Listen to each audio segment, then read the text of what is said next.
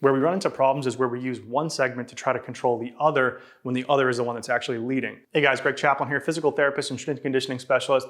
And in this video, I'm going to talk about rib cage and pelvis position, and more specifically, independence between the pelvis and the rib cage.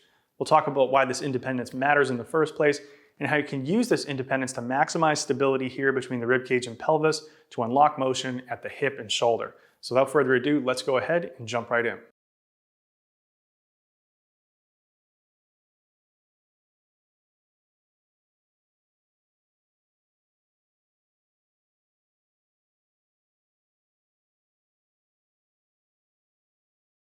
So first of all, what do we mean by independence between the rib cage and the pelvis?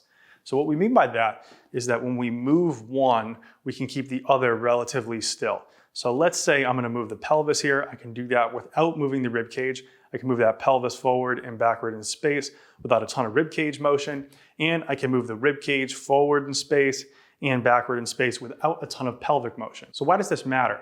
This matters because someone's going to generate their position usually from the bottom up with a pelvis leading the rib cage strategy, or from the top down with a rib cage leading the pelvis strategy. So I'll show you what I mean. So some people are going to push this rib cage forward in space, and then the pelvis goes along for the ride. Versus other people are going to push this pelvis forward in space, and then the rib cage goes along for the ride. Now, if you're someone that's pushing that pelvis forward in space and the rib cage is going along for the ride, then the way to get out of that compensation and back to a more neutral position is to simply pull that pelvis back. If you're someone that's pushing that rib cage forward in space and that pelvis is going along for the ride, the way for you to get out of that compensation and back to a more neutral position is to simply shift the rib cage back. Where we run into problems is where we use one segment to try to control the other when the other is the one that's actually leading. So let's talk through a few examples here.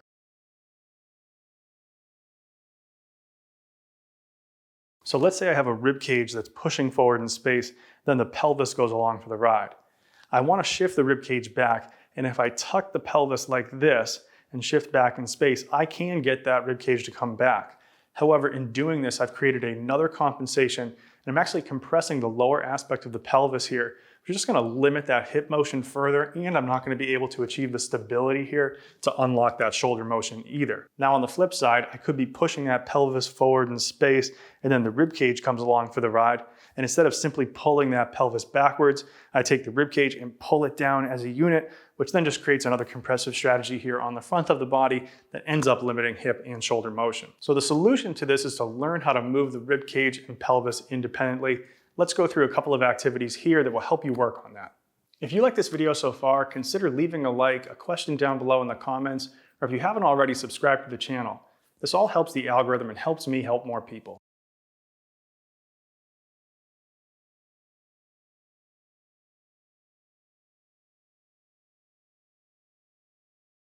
So one of my favorite positions to work on this independence is the all fours position. And this is really a position that I see a lot of compensations in relative to not understanding if you have a top-down or bottom-up strategy. So a lot of people will get into this position, and when they're cued to get their rib cage to come up toward the ceiling, what they do is they tuck their hips way, way under like this, which just creates an anterior compressive strategy into the superficial abdominals. What we'd want to do instead in this scenario is allow the low back and pelvis to just relax into a natural, neutral, or even arched position, and then practice maintaining that there as we reach through the table, through the outer aspect of the hand, and then allow that rib cage to come up in space.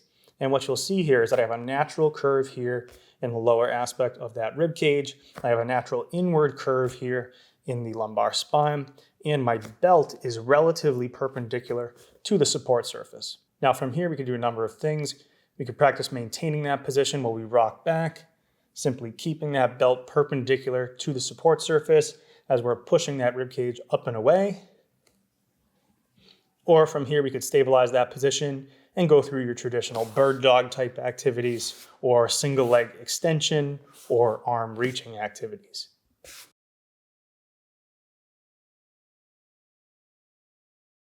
Now another way to look at the same thing would be to get into a hook lying position here. And what you could practice doing is keep your pelvis and low back in one position as you reach up with your arms. And as you reach up with your arms, what you'll notice is the upper part of your back comes off the support surface, while the lower part of the rib cage comes more down towards the support surface. So we're going to reach as we exhale. Feel that rib cage come back down towards the support surface, while keeping the pelvis and lumbar spine in the same position. Now, if we were someone in the opposing scenario, what we could practice in this position is simply doing a pelvic tilt while maintaining that rib cage in the same position, and then we could go through the same reaching.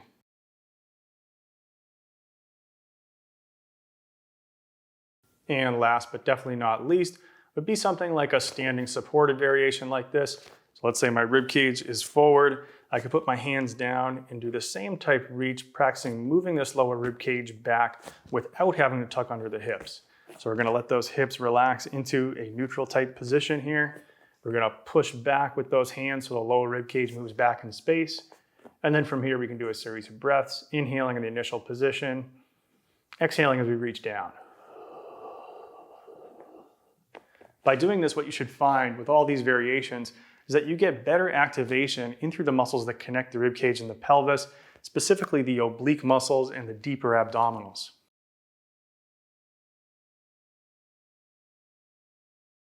If you can first figure out if your pelvis or your rib cage is leading your movement strategy, and then increase that independence so that you learn how to make just the move you need to move from compensation to neutral, you're gonna find that it's much easier to improve movement. If you're that person who's stuck not knowing which is leading the show, then you might want to consider getting some sort of an assessment or simply just try both strategies. So if you find that it's harder to move that rib cage forward and back in space without moving that pelvis or low back, then that's probably the weak link. On the flip side, if you can't move that pelvis front and back without leading from the rib cage, then that's probably your weak link. Now there's plenty more examples of different exercises that we could go through, but hopefully this video gives you the underlying concept. Now, if you're not sure which one you have and you need help improving movement, head over to chaplinperformance.com and see if you're a good fit for my one-on-one or group movement coaching programs. Okay, so that does it for this video. As always, if you have any questions, leave them down below in the comments. I'll be sure to get back to them. Until next time, thanks a lot for watching. Peace. And if you want more information on how to improve skills like this, consider watching this video here.